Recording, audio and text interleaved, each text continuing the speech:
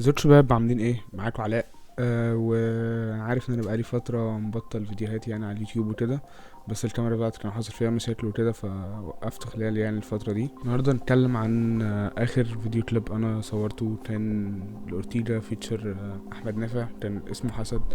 الميوزك فيديو ده كان وان لوكيشن، اتصور في يوم واحد. ظروف تصويره كانت صعبة شوية، حاجة لازم تتنجز بسرعة وتتسلم. فكل ده اتعمل بالايديتنج بالكولرنج بكل حاجة، اخد مني مثلا يعني 5 ايام انا والشباب اللي معايا. يعني تعالوا يعني نشوف الموضوع مشي ازاي، واعمل لايك للفيديو واشترك القناة ومش عامل. يلا بينا نخش في الفيديو.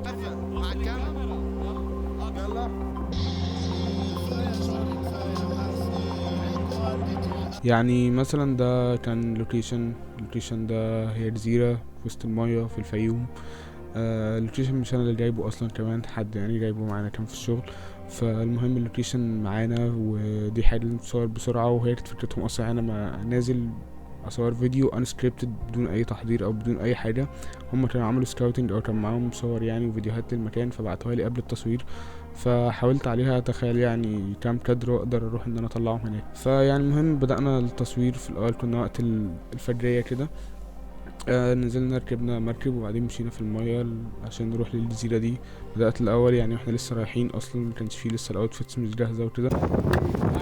اقف كده يعني، بص زي ما انت باصص في الفريم. اه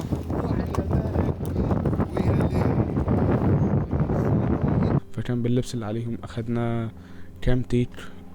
واحد شيكي قوي والتاني هاند هيلد يعني متحرك بالراحة شوية.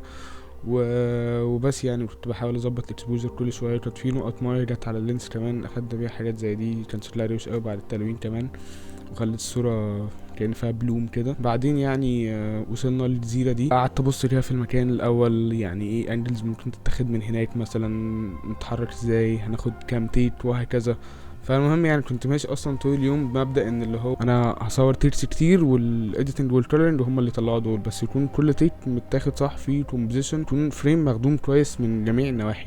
بس اخدنا التيتس دي كلها، وبعدين واحنا بنتمشى برضو بالعربيات وكده رحنا مكان تاني. بعد ما غير الاوتفيتس رحنا خدنا هناك كام تيت وحاجات تانية 360. كنت عايز ريفش اي بس حسيتها مش في المود قوي. وبس حاولنا اننا نعمل كلر ماتشنج ونخلي الالوان دي كلها شبه بعض، او كل سيت اب يعني ليه الالوان بتاعته. خلصنا يعني كتصوير. بعدين رحنا البوست برودكشن ايديتنج بقى وكلرنج ومونتاج وتلوين يعني. انا عايزك تفضل كده يا اورتيج. ارجع ورا. يلا.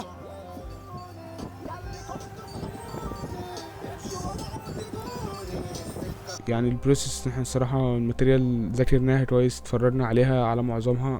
قلنا ان الايديتنج مثلا يكون ان احنا بنبدأ بحاجة تبقى هي دي اللي ماشية معانا طول الفيديو، وبعدين معانا السيت ابس التانية يتعرضوا قدام، ونفضل نرجع للسيت اب الاولاني زي ما احنا كنا هنفضل نروح ونرجع ليه لحد ما نلاقي الموضوع. طلعنا مثلا درافتاية، بعدين عملنا درافتاية تانية، بعدين في الدرافتاية التالتة الموضوع بلقينا الموضوع بقى ميكس كده واحسن بكتير. جينا في الالوان برضه حاولنا نماتش الالوان ونطلع لوك كويس وبس. يعني عامه دي كانت اغلبها حاجات بيهايند سينز يعني من اليوم وكده.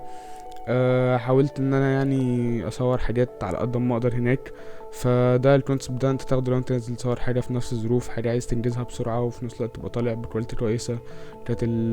كنا طالعين بسوني وعدسات سينما، وما كانش معانا لايتنج بس كان معانا ريج كويس ومظبطين معدل التصوير كويس، وبنحاول نتعامل بالناتشرال لايت على قد ما نقدر على حسب الكومبوزيشن والحاجات اللي انا قلتها دي كلها. فانت لو جالك حاجه زي كده حاول بس ان انت تنزل ترتجل ارتجال صح، يكون على الاقل في دماغك كام كومبوزيشن، كام تكوين، كام حاجه انت عايز تروح تطلع الفريمات دي. وكويس انت معاك مود سما ومعاك مية البحر ولونها، ومعاك كمان ارض الصحراء والخيام بقى والجو البدوي ده. فانت حاولت ان انا يعني استغل كل ده واطلع منه حاجه في الاخر. وكمان التصوير كله ما اخدش مننا يعني حوالي 8 ساعات مثلا او 6 ساعات، وكنا اغلبهم مأنتخين كمان على ما نختار الفريم وكده وعلى ما نغير اللبس ونروح من مكان لمكان. فكنا براحتنا فيهم يعني ما كانش فيه ستريس علينا. الشغل طلع كويس. وشوفوا برضو كليب هسيب لكم اللينك بتاعه تحت. عامه يعني انا شرحت في الفيديو ده البروسيس والموضوع مش ازاي، والشغل عامه كنا ماشيين ازاي عامة خلال اليوم كله. اتمنى الفيديو يكون عجبكم، ده فيديو سريع كده قلت انزله، ان شاء الله في فيديوهات جايه كتير. اعمل لايك للفيديو واشترك القناه ومش عامل،